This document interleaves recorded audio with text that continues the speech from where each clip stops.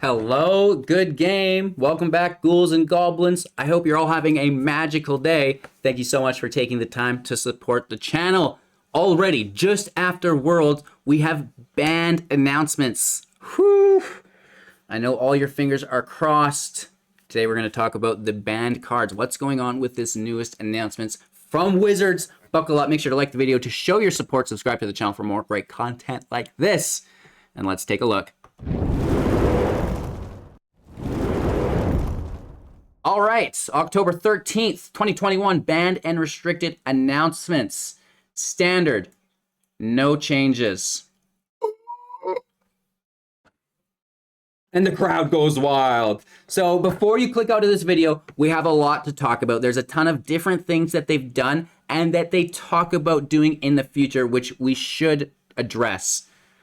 First off, they've been monitoring the standard metagame ever since the rotation, and they want to continue to monitor it into the release of Crimson Vow next month. They're aware of people's concerns about Alrund's Epiphany and Esika's Chariot.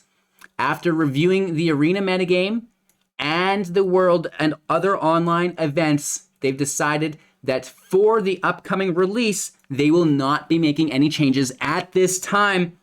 They consider the changes to the standard environment, if necessary, after evaluating the release of the new set on the metagame. So we can conclude from this that we're dealing with Alrund for at least another month, right? However, Crimson Vow is going to be out right away, and then we'll get to test the new format. So maybe 2 months and maybe a whole year. We'll have to wait and see. Of course, it could be the Eldraine effect where they just don't leave and they're at the highest power level of any cards that we see. However, moving on, we do have some activity within the historic format. Tybalt's Trickery is banned. See you later. It got buffed up using the Throne of Chaos to boost its hit rate. You cannot do that. Memory Lapse suspended in historic after the arena open. They're just talking about how it was literally in every single blue deck being played. And then Brainstorm is banned from suspended, much like we'll probably see Memory Lapse be. And they're saying this because they found that the format improved after the suspension of it, so they can make it official. Moving on from that, we have 5 digital-only cards being rebalanced. And this is nice because they're changing basically just how these cards operate.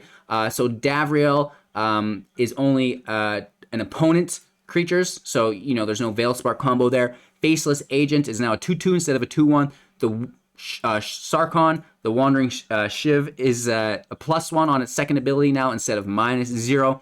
And the Alakite is now 1 and 1 black instead of 2 blacks, and is a 2/3 from 2/2 to increase its power there as well. They're talking about how the Jumpstart changed the historic meta, and they're really happy that they have the digital cards that they can quickly rebalance that with.